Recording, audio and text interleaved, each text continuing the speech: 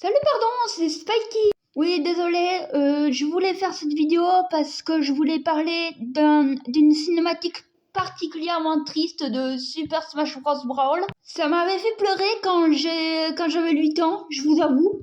Et à mon âge, ça me fait toujours pleurer. La tête.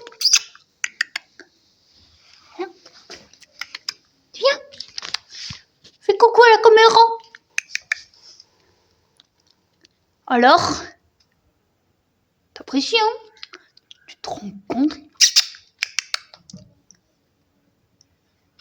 Bon ben, c'est Bastet, hein. C'est un chat que mes parents ont sauvé la vie. Une fois, c'est un grandin,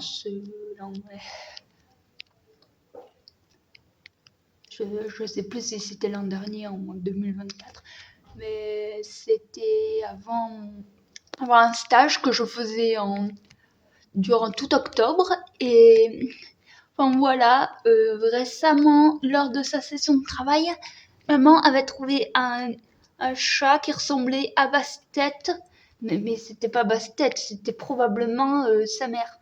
Du moins, elle l'a supposé. Je m'écarte du sujet. Non, mais je suis censée parler d'un souvenir d'enfance à la base. En fait, je me rappelais que dans Super Smash Bros. Brawl, dans l'émissaire subspatial, tout le monde était face à l'émissaire subspatial. Il voulait l'empêcher de faire tout exploser.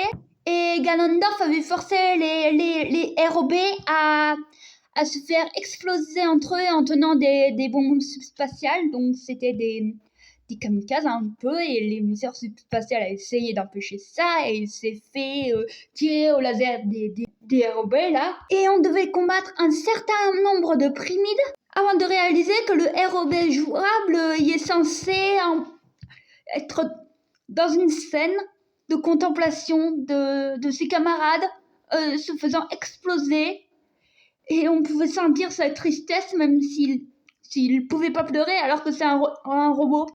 Imaginez voir ça à 8 ans. Imaginez à 8 ans votre jeu préféré, l'univers du jeu, il se détruit dans l'histoire du jeu. Vous trouvez ça normal?